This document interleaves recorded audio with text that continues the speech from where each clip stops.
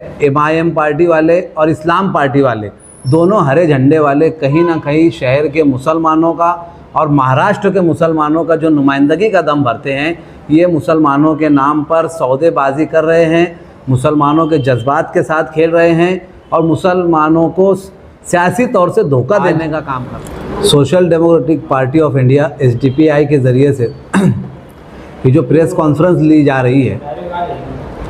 जैसा कि शहर की आवाम को पता है कि आने वाले कल मतलब 18 जून को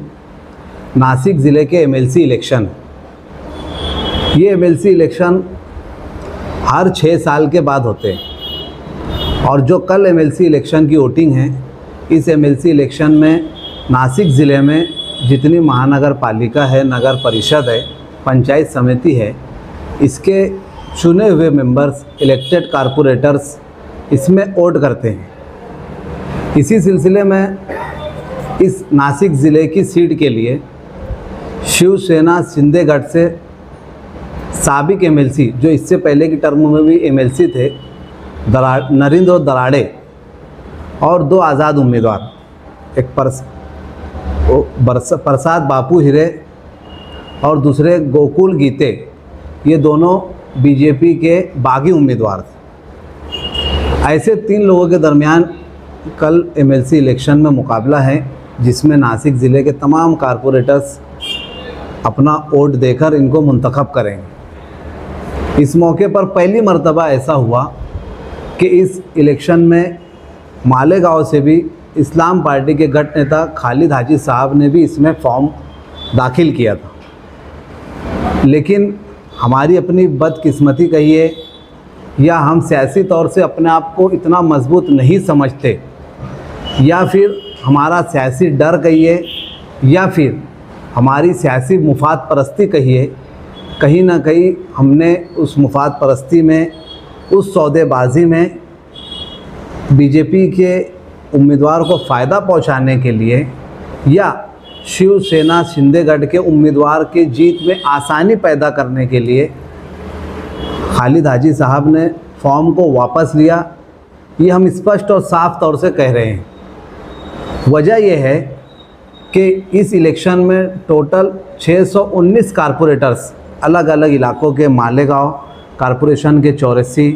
नासिक ज़िले के नासिक कारपोरेशन के 122, आप अपने संगमनेर से मनमाड़, यौला, चांदोड़ के कारपोरेटर्स, नांदगांव के कारपोरेटर्स, ऐसे मिलाकर 619 कारपोरेटर्स अपने वोट का कल इस्तेमाल कर रहे हैं।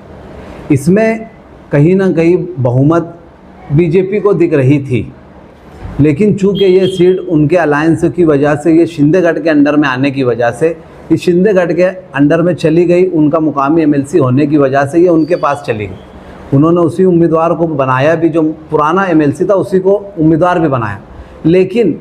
हमने ये देखा कि खालिद हाजी साहब ने फॉर्म भरा जिस वक्त, हमने वहाँ पर एक ये सोच बना कर रखे कि कहीं ना कहीं शहर मालेगांव के सेंट्रल के 64 कारपोरेटर्स, सेकुलर फ्रंट के 43 और MIM के 21, ये 64 कारपोरेटर्स तो कहीं ना कहीं खालिद हाजी साहब को वोट करेंगे। हमारी चाहत ये थी कि खालिद हाजी साहब इस MLC इलेक्शन में उम्मीदवारी करते। क्यों? इसलिए कि हमको एक बार मौका मिला, हम अपनी मौजूदगी का इसमें इजहार कराते, अपनी मौजूदगी को सियासी तौर से दर्ज कराते। लेकिन मैंने जैसे कहा कि इन्होंने कहीं ना कहीं सियासी सौदाबाजी की है या सियासी मुफाद परस्ती की है, इसलिए इन्होंने किसके बोलने के ऊपर ये अपना फॉर्म वापस लिया या किसके बोलने के ऊपर फॉर्म भरा था। हम चाहते हैं कि सेकुलर फ्रंट की जानिब से या इस्लाम पार्टी के बानी आसिफ शेख रशीद साहब इस मामले में शहर की आवाम के सामने इस मामले में वजाहत करें। क्यों? क्योंकि आज हम देख रहे हैं 2024 से लेकर आज तक इस्लाम पार्टी मुफाद के मुताबिक ही काम कर रही है, अपने ज़ाती मुफाद के लिए। लेकिन कहीं ना कहीं वो ये बताने की कोशिश कर रही है कि हम इस महाराष्ट्र के मुसलमानों की सियासी तौर से नुमाइंदगी कर रहे हैं। इतना अगर इनके अंदर नुमाइंदगी करने का इतना ही जज्बा है तो फिर ये मुकामी सतह पर MLC इलेक्शन में इन्होंने उम्मीदवारी वापस क्यों ली? अगर ये एक तरफ फ़िरका परस्तों से लड़ने की बात करते हैं तो फिर फ़िरका परस्तों के दबाव में आकर उम्मीदवारी लेने के पीछे इनका मकसद क्या? ये हमारा सीधा सीधा सवाल इस्लाम पार्टी के बानी आसिफ शेख रशीद साहब से है। इस मामले में दूसरी अपोजिशन की बड़ी पार्टी MIM, जिसके 21 कारपोरेटर्स हैं, वो सियासी तौर से अभी तक, जब से इलेक्शन हुआ है आज तक, वो सियासी तौर से माजूर दिखाई दे रहे हैं। उनके पास ना तो कोई लीडरशिप है, उनका मुकामी MLA उनके राब्ते में है या नहीं है वो उनको पता, लेकिन कहीं ना कहीं हम लोगों को जो लग रहा है अभी तक इलेक्शन के बाद से, वो सियासी तौर से माजूर है और उनको कहीं ना कहीं सिर्फ अपना मुफाद दिख रहा है। इसलिए आज जो रिपोर्ट आ रही है कि वो बीजेपी के उम्मीदवार नरेंद्र दराड़े के ताबे में उनके कारपोरेटर्स है, वहाँ पर उनके आज कुछ शहर में कुछ सुबह से कुछ फ़ोटोज़ भी चल रहे हैं मुमरा के एक रिज़ॉर्ट के, कि वहाँ पर है, वो वहाँ पर है किस सिलसिले में गए। अगर वो शहर की आवाम को ये बताए, उनकी तरफ से कोई ज़िम्मेदार आदमी आज MLC इलेक्शन से वोट देने से पहले अपना पैगाम और वाजे करे आवाम के दरमियान, ये वही लोग हैं MIM पार्टी वाले और इस्लाम पार्टी वाले, दोनों हरे झंडे वाले, कहीं ना कहीं शहर के मुसलमानों का और महाराष्ट्र के मुसलमानों का जो नुमाइंदगी का दम भरते हैं। ये मुसलमानों के नाम पर सौदेबाजी कर रहे हैं, मुसलमानों के जज्बात के साथ खेल रहे हैं और मुसलमानों को सियासी तौर से धोखा देने का काम कर रहे हैं। इसलिए आज हम चाहते हैं प्रेस कॉन्फ्रेंस के ज़रिए से कि आज शाम तक, कल वोटिंग से पहले, दोनों बड़ी पार्टियां MIM भी और इस्लाम पार्टी भी अपना मौक़िफ़ वाज़े करें कि वो आया इस इलेक्शन में वोट करेंगे या नहीं करेंगे। अगर करेंगे तो कौन से उम्मीदवार को करेंगे, और जिस उम्मीदवार से करेंगे उससे इन्होंने शहर के मुफाद में किस सिलसिले में इससे डीलिंग की है, जिसे हम बोलते हैं पॉलिटिकल डीलिंग,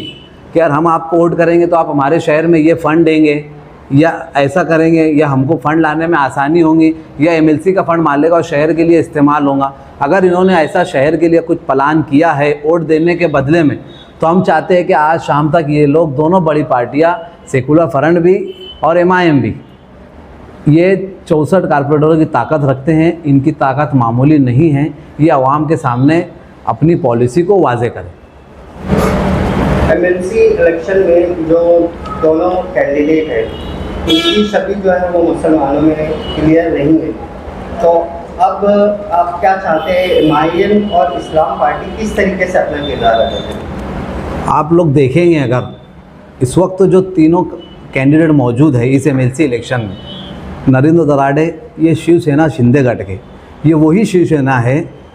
अल्लाह के नबी की शान में जिस स्वामी ने गुस्ताखी की थी, उसको सबसे पहले अवामी सतह पर शिंदे ने मुख्यमंत्री रहते हुए उसको जाकर सबसे पहले तहफ़्फ़ुज़ फराहम करने का जो वादा किया था, ये वही शिवसेना है।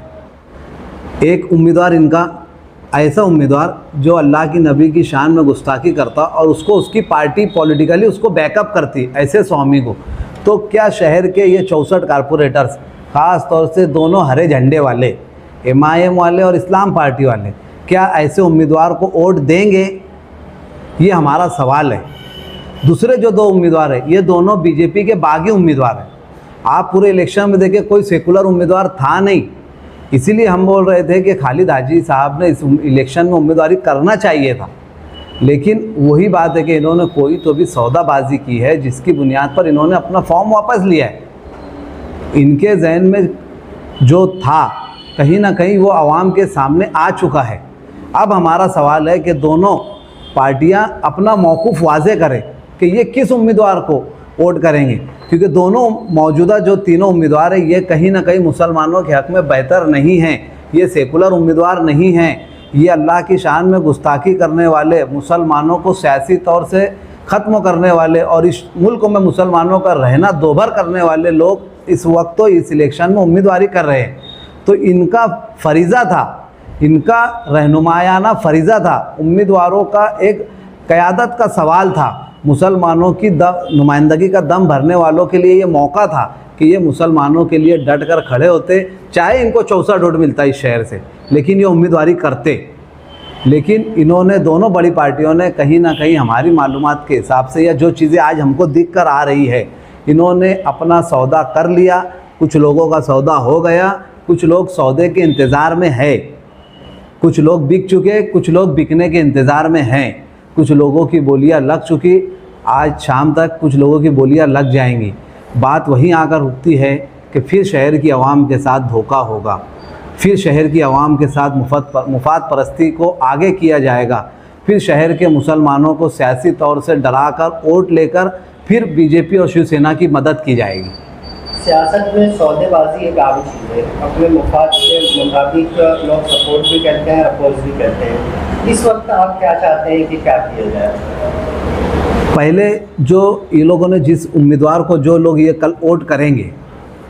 जो चीज़ें हमारे पास आई है, जो मालूमात दिख रही है, कहीं ना कहीं ये लोग शिवसेना के उम्मीदवार को वोट करने वाले। तो हमने इसीलिए हम सवाल कर रहे हैं इनसे कि सौदेबाजी अगर शहर के मुफाद में करते, शहर की आवाम को उससे कोई फ़ायदा होता, शहर की तामीर तरक्की के लिए कुछ चीज़ें होती, या शहर से एमएलसी को वोट देने के बदले में ये होता कि आपका पूरा एमएलसी का फ़ंड शहर के लिए इस्तेमाल होता, तो कहीं ना कहीं पॉलिटिकल बेनिफिट बोलते हैं जिसको, सियासी तौर से हम ये अपने आप को ये बोलते हैं कि हमको पॉलिटिकली एक बेनिफिट हो रहा है शहरी के होते हुए। तो हमारे कॉर्पोरेटर ने अगर ये किया होता या ये किया है तो हमारे लिए अच्छा है, अगर नहीं किया तो फिर वही जहाँ हम खड़े थे, एक ज़माने से शहर जहाँ खड़ा है, मसाइल के अंबार हैं, मुफाद परस्ती लीडरों के ज़रिए से इस शहर के साथ गुज़िश्ता 50 सालों से हो रही है, आज भी वही है। इसका मतलब इस शहर में कुछ भी तब्दीली नहीं हुई, न लीडरशिप तब्दील हुआ, न माइंडसेट तब्दील हुआ। आवाम को आज भी मुसलमान हिंदू बोलकर, फ़िरका परस्त और जहरियत बोलकर, ये सारी चीज़ें बोलकर मुसलमानों को सियासी तौर से, इसका मतलब आज भी जहनी गुलाम बनाकर रखने की कोशिश की जा रही है। ये हमारा साफ इल्ज़ाम है मुकामी दोनों बड़ी पार्टियों पर कि ये मुसलमानों को अपने फ़ायदे के लिए मुसलमानों को इस्तेमाल कर रही है, मुसलमानों का सियासी इस्तेमाल कर रही है और मुसलमानों को जज्बात में लाकर अपनी सियासत को आगे बढ़ा रही है।